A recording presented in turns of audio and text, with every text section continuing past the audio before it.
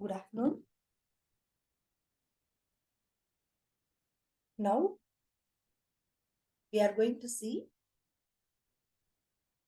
optimization.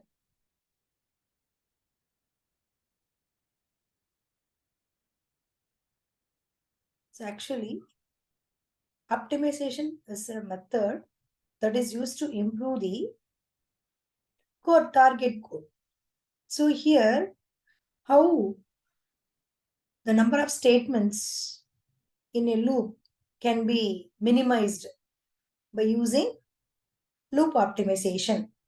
So this loop optimization is significantly done in loops of the program. Okay, so generally, inner loop is a place where program spends large amount of time. Okay, so if the number of instructions are less in inner loop, then running time of the program will get decreased to a large extent. So how we are going to now we are going to see how we are going to minimize the number of statements inside the in loops. Next thing is method of loop optimization. So there are some methods how we are going to optimize the number of statements inside the loop. So the first one is code motion, strength reduction, loop invariant method, loop unrolling, loop fusion. First one is code motion. So code motion is a technique which moves the code outside the loop. Outside the loop. They exist. So we'll see that one example. See here. While I less than equal to max minus 1, sum is equal to sum plus a of y. Then, so here we are going to see that max minus 1. So max minus 1 is a statement. We need to, every time the loop is going to execute, every time this operation max minus 1 is going to be happen. So why time is pending minus operation, this operation. So we have to keep this max minus 1 outside the loop. Then we are going to use only one time, that value will be changed. So max minus 1 is equal to n. Then we are going to run the loop. That is called as the code motion. Then strength reduction. Strength reduction here, certain operators is higher than the other operators. So here we are going to reduce that strength of the certain operators. So here the strength of star is higher than addition operator. So here we have to reduce the strength of multiplication operation by addition operation. So we have to do the operation. So repeated addition, it makes the same operation here I into 7. Okay. So for that we are going to have a reduce the strength of the multiplication operator by addition operator. Next method is loop invariant method.